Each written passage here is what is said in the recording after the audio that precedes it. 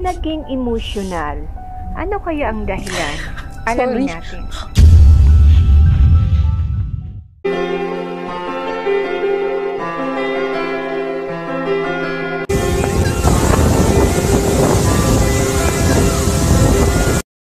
Viral na viral ngayon ang kanta ng isang pop rock royalty na si Yeng Constantino. Ang kanyang kanta na Chinito. At tinanong nga si Yeng ni OG Diaz kung ano ang reaksyon niya na ang kanyang kantang Chinito ay hinahataw ngayon sa TikTok. Nakakatuwa. Ano po nangyari po ito nung pagbalik namin galing USA? Tapos parang iniisipan pala ni Casey, at gawa natin ng choreo yung Chinito. Tapos, hindi na nga namin na-post yung nagawa naming kakulitan. Pero eventually, parang, ano nangyari? Paano nag-start? Di ko talaga alam. Kaya hinanap ko po talaga yung history sa TikTok. There's just this one girl na makulit lang, parang yung beginning lang ng song, tapos parang ginaganyan-ganyan niya lang yung song. Tapos parang, napaka-effective naman nun. Thank you, pinromote mo yung kanta. Kasi, marami na naman akong booking dahil sa'yo. Oo, kahit si Marian Rivera, si Kiray Celis, diba, sinasayaw yun? Hindi ko na po mabilang yung mga kanta na isulat ko. Marami po ako naging single na alam ng mga tao na grateful po ako na tinangkilik. Nire-review ko nga po yung song catalog ko. Hindi ko po maani, parang mga nasa daan na rin po. O, nagsulat ka rin para sa iba? May mga songs po ako na naisulat para sa ibang tao. Kanta po na pinapakinggan din sa TikTok, kanta ni Miss Angeline Quinto, yung At Ang Hirap. At Ang Hirap! Kanta ni Miss Sarah Geronimo. Paano bang magmahal? Eric Santos, Sino Ba Ako Sa'yo? And yung isa pong song na sinulat ko for Ate Jaya, yung Kasalanan Ko Ba? Hindi ka na pumirma ulit sa Star Music at Star Magic. Tapos nandun ka sa Republic Records. Ito nga po yung latest na ginagawa ko po ngayon. Kasi for the past 17 years po, Star Music has been taking care of my full catalog. Simula po ako yung nag-umpisa sa Pinoy Dream Academy. And then ginawa ko first album ko, second, hanggang sa 5 na albums ko. And prior to pandemic, nag-iisip na rin po ako nun. Kasi ano rin po ako sa pera. Yung masino po, mapag-ipon. I feel like hindi na po ako yung parang teenager na naglalaro. Siyempre, kailangan na po tayo maging seryoso in life. May asawa na rin po ako. Preparing for the future. We're not saying naman po na may masamang mangyayari or whatever. Pero just being ready. Ano pa kayang ibang stream of passive income that can I have? So, naisip ko nga po, paano kayo kung ma-own ko yung catalog ko? Pero I want to own my catalog in such a way na ayoko po nung merong samaan ng loob o susunugan ng tulay o ganyan. So, I talked to my handler, Ate Cynthia, parang maganda po kung ma-own ko na yung catalog ko para sa future, yung aking royalties ay makukuha ko na kahit matanda na po ako. Just making sure lang po about sa buhay. So yung handler ko po, tinawagan niya po yung Star Music and we found out nga po na parang after that year, expire na po yung contract ko. So they were asking, gusto po mo pumirma ni Yeng? And kinausap niya po talaga ng puso sa puso ang Star Music. And ako rin po, eventually kinailangan ko na rin po silang kausapin. So we had a meeting, naiyak pa nga po ko nun kasi kulturang Pinoy po tayo Alam niyo po, utang na loob, nakakakahiya.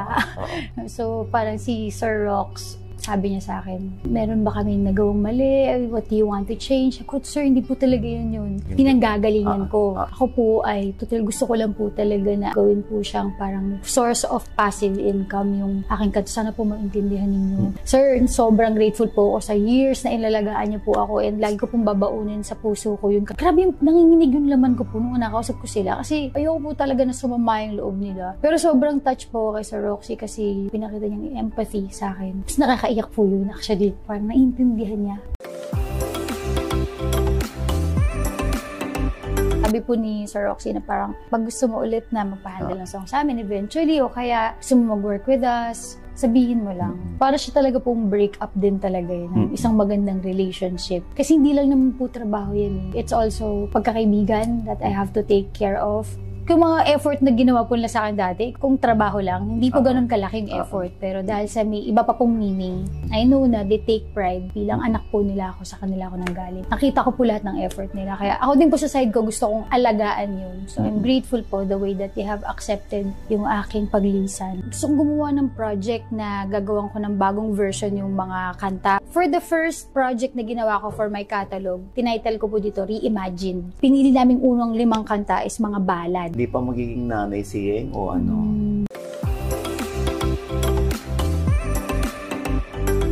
Naging usapan po kasi namin yan before kami ikasala. After 2 years, enjoy mo namin yung relationship. Tapos after 2 years, mag-aanak po kami. Tapos dumating na po yung 2 years. Tapos nafe-feel ko po inside of me, parang hindi pa yata ako handa.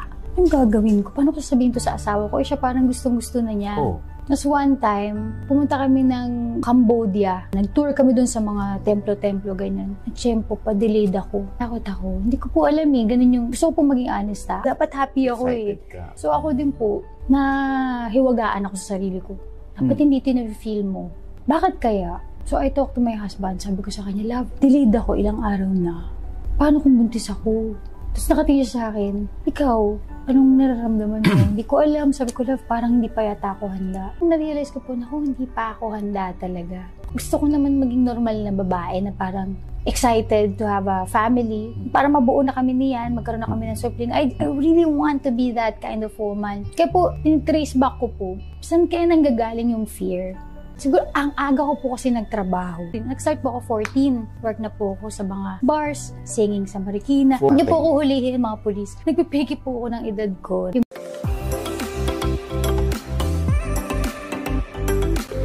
Sa Marikina po, may tulay dyan. Ang tulay na yan, yung may malaking sapatos noon, dyan po punong-puno ng mga bars. Dito sa unahan, rock band. Pagka pumunta ka sa ilalim ng tulay, acoustic band. Pag gumanong ka, may barko doon, yun naman ay show band. Lahat po yung tinutugtugan ko. Halos hindi ako pumapasok sa school dahil maaga po akong namulat sa responsibilidad. Yung gusto ko po talaga na matulungan yung magulang ko. Gusto ko na hindi naman problema si mama pagka mag-aano ng bigas. Yan, sumasakit ang kalooban ko noon Pag marinig ko mama ko, nakalita! Kaging si mama sa papa ko, wala na naman tayong pera. Ayoko talaga marinig. Ayoko naman problema nanay ko So, ang response ko doon as a young person, kaya ko na ito maghanap buhay, kaya ko na matulungan sila mama, gawin ko na. So, parang in a week, twice a week lang ako nakakapasok sa school. Audition ako sa iba't ibang bars. Sasaling singing contest. Sasali ng Battle of the Bands. Tutugtog pa on weekends and weekdays. Tapos minsan papasok ako ng school. Makapagalitan pa ako teacher kasi tutulog-tulog sa klase. Kasi hanggang alas 3 mo tugtugan Tapos pasok po ako alas 9 ng umaga. Tapos nung nakapasok na po ako sa industriya, hindi naman ako pinapayagan ni Papa yung kamong magta-travel. Yung ma-enjoy mo man lang yung life mo. Pero nung nag-asawa po ako, diyan ko talaga naranasan yung makakuha kami ng 3 weeks na bakasyon, nakakapag-travel ako. Tsaka po nung nag-umpisa ako, hindi rin ako masyadong maano sa mga material na bagay, mabili. Nung nag-asawa po ako, parang may mga responsibilities na hindi ko na kailangan saluhin. Ngayon ko po rin na-enjoy actually yung finances ko. Ngayon ko po na-enjoy yung pagbili-bili ng mga bag, mga sapatos, na hindi pang trabaho po yung para sa akin lang talagang gusto ko. Ano nang naibigay mo sa daddy mo? Sa both parents ko na nabubuhay pa si mama, yun po talaga yung goal ko is mapatayuan sila ng bahay. May aircon. Sobrang laking achievement po nun Tapos yun yung gusto niya mukha siyang kasindera, may terrace, ganyan. Napagawa ko yun for my mom. At least before she passed away, she was able to enjoy that house. Tapos yung tatay ko naman po, nung nagretiro siya, request niya sa amin is bukid. So ngayon ang papa ko ay nakatira na po sa kanyang sariling mundo sa Quezon. Meron po siyang 6 na hektaryang farm doon. Harvest siya ng mga coconut, ganyan. Living his life. Kakabili nga lang po nakaraan, bumili po siya ng kabayo. Cute ng tatay ko. Tsaka bagong kambing, nag-aalaga siyang baboy, ganyan. Yun po yung simpleng kaligayahan ng papa ko. Papa ko po, hindi naman po spoiled, hindi naman siya yung ganun kasi meron din siyang pensyon. Pero, minimake sure ko lang po na laging puno yung pantry niya ng mga needs niya. Kung anong kailangan niya, kailangan na sa supply ko. Ano lang ang worries mo? Siguro po pag lumaki kang hirap. Mahirap po talaga yung parang, sabi na po yung pinagdala ng Panginoon sa akin, sa buhay ko. From that little girl na tumakatawid sa tulay, naglalakad kasi walang pamasahe sa school paminsan, ganun. And where I'm at right now, I think I just have to leave it all behind. Yung mga ganung unnecessary worries. So, sinong katuwang mo para ma-overcome yung fears mo? Una po sa lahat talaga, si Lord talaga. Kapag mag-isa na po ako. Kasi po dyan dumarating yung mga negatibong isipin, di ba? So, kailangan ko po talagang ipikit yung mata ko. Talagang mag-pray na, Lord, tulungan mo ako na hindi yung negative yung nakikita ko. Kailangan ko na hindi matakot. Bagkos talagang maging grateful. Aminin ko po minsan may mga times talaga na weakness, na hindi ko po talaga makontrol yung mind ko. So, I'm grateful na for the past 4 years po, nagte-therapy ako. So, natulungan po ako ng aking psychologist to harness my thoughts. Yeng, bakit ganun yung lagi mong sinasabi na takot kang bumalik sa dati? Siguro, traumatic po talaga yung childhood na ganun. Ang hirap pong maging mahirap yun. Hirap po talaga. Yung narinig mo yung nanay mo na namang problema. Yung ganun. Tapos baon yung tatay mo sa utang. Yung mga ganun. Ayoko talaga nun eh. Ayoko po nun. Ayoko mangyari yun. Sa akin o sa maging anak ko, yung fear ko talaga. Gusto kong maging responsableng adult. Gusto kong makatakas. Yun yung word eh. Pero kung hindi naman po ako yung parang ungrateful sa mga naranasan ko sa buhay ko ng bata ako. Actually grateful ako. May part na nakakatakot. Takot, hindi galit. Hindi lang din masakit. More on fear lang. Dahil naranasan mo yung problema para sa magulang mo. Sorry. Kasi ginawa naman ng magulang ko yung lahat ng makakaya nila. Alam ko yun eh. Minsan nga ayaw ng mama ko na magugutom kami, nagsusuong ng bilao, yun eh. Sorry. Kaya ayaw ko pong binabalikan eh. Hindi naman po ginusto ng magulang namin na gano'n.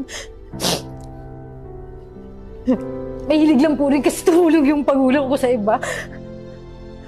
Kaya minsan yung dapat mapupunta sa amin na pupunta sa iba. Nanay ko last year, pipintasan nila yan na bungangera dati.